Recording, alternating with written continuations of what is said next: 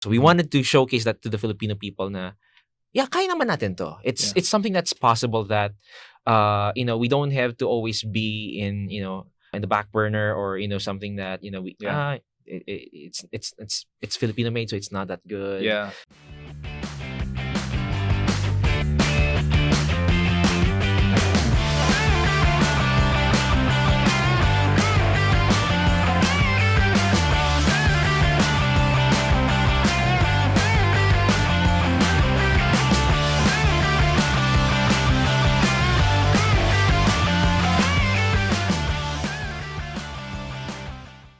We are here live with Mr. Isaac Sabas. Isaac, thank you for taking the time to come all the way here from San Juan. Yes, with the pleasure. traffic. It's fine. Yeah, it's a pleasure. It's a pleasure. And it's the first time. So It's the first time that we're yeah. recording this in this studio with a green background para i-edit natin. whatever we want. Whatever we want. When we yeah. upload this on YouTube, we're already in the Bahamas or in the tropical rainforest. So, we have a couple of thousand of listeners. Every month I check the number of listens that we have on the podcast. Couple of thousand people. It's nice. They are wondering about entrepreneurship. They're wondering about leadership. They're wondering about management. So the Leadership Stack podcast, that's all we talk about. Okay. It's about leadership, management, and business, entrepreneurship. Okay. Now, with that said, you have your own journey Exactly. with entrepreneurship. And you have founded Pandora Labs 2010? 2012. actually. 2012. Yeah. Can you tell us about that journey? How did you come upon finding this company? How did you hire your first people and rent out your first office? I'll begin the story from where I started what motivated me to start. So the first one is, it started way back when I was still teaching in DLSU.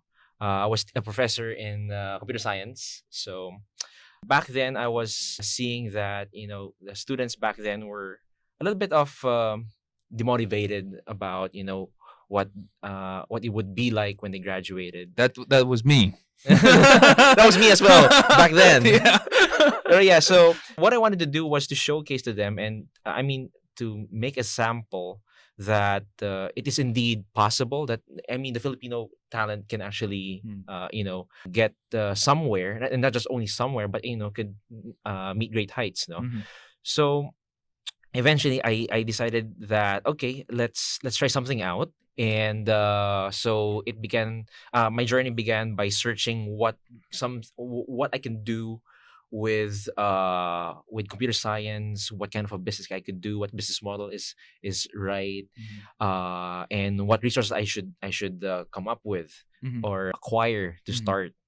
And eventually I realized that okay, there are a lot of bright students. They just need the proper guidance. Yeah. So started Pandora Labs with that particular motivation. So we wanted to showcase that to the Filipino people na, yeah, kaya naman natin to. It's something that's possible that, we don't have to always be in the back burner or, something that, it's Filipino made, so it's not that good. Yeah. So I wanted to correct that notion. Yeah. Okay.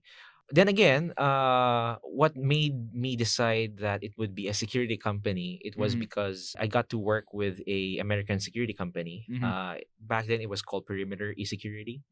This was before 2012. This was way back 2009. 2009. Wow. 2009. I got a little bit of experience there, and I saw that it was a good model. It was something new. Nobody was doing here in the Philippines. Yeah.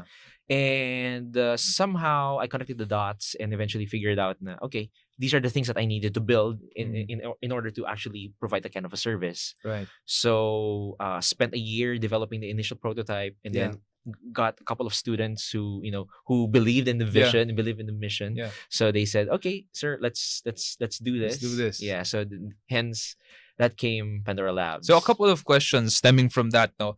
When you were building it with these couple of students, the prototype, was it you who really built it from scratch? To date, it is not me per se who built it from scratch, but I made the first Architecture. the architecture of it.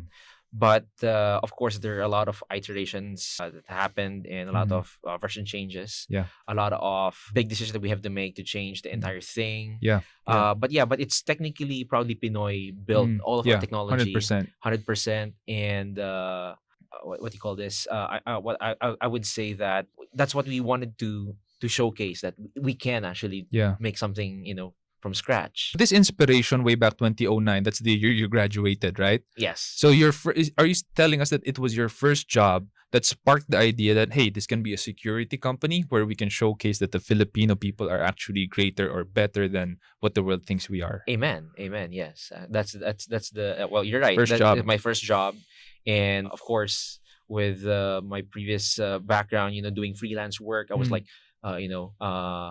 having my eyes wide open into Yeah. all of the opportunities that you could learn, Yeah. and I saw that this was one of the opportunities that you could, Nice. Good. check out and Yeah. make a business out of, and So eventually, yeah. for those who don't know what Pandora does, Mhm. can you shed because like there are listeners, Mhm. a lot of listeners actually are not that tech savvy. Sure. Can you tell them like what you did before, what it does, Mhm.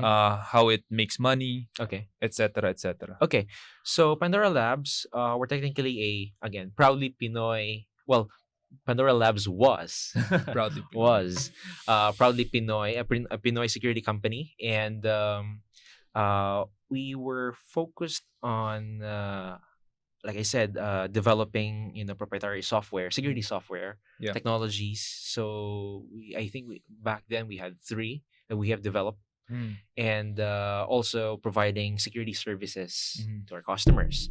So that's what we did.